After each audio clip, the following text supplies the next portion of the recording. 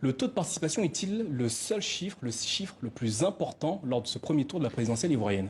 Il est très important parce qu'il donnera un indicateur de deux choses. La première, c'est la mobilisation du camp présidentiel, la mobilisation des militants du RHDP. Et ça, c'était certes prévisible, mais on avait quand même une discussion. Est-ce que les gens du président allaient se mobiliser, etc. Et visiblement, on voit sur les résultats les premiers résultats qu'on voit, qui sont en général d'ailleurs des bastions RHDP, on voit à quel point la population RHDP, les fidèles du président, ses électeurs sont mobilisés, ce qui va faire monter le taux de participation.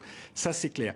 La deuxième chose, c'est qu'il y avait l'enjeu, tout simplement, de tenir ces élections à partir du moment où une partie de l'opposition est rentrée en désobéissance civile, en perturbation, parfois violente, barricades.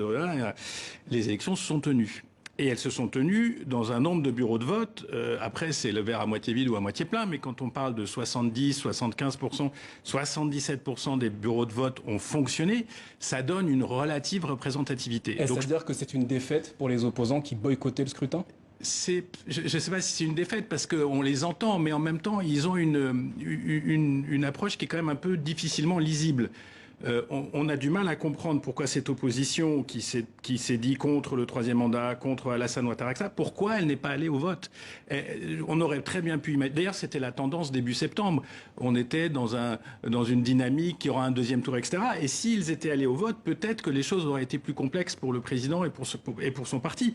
Donc on ne comprend pas cette attitude de demander en plus quelque chose de parfaitement irréalisable, le sabordage du régime par lui-même. Donc tout ça est assez incompréhensible et c'est dommage parce que je pense que la Côte d'Ivoire méritait une élection ouverte.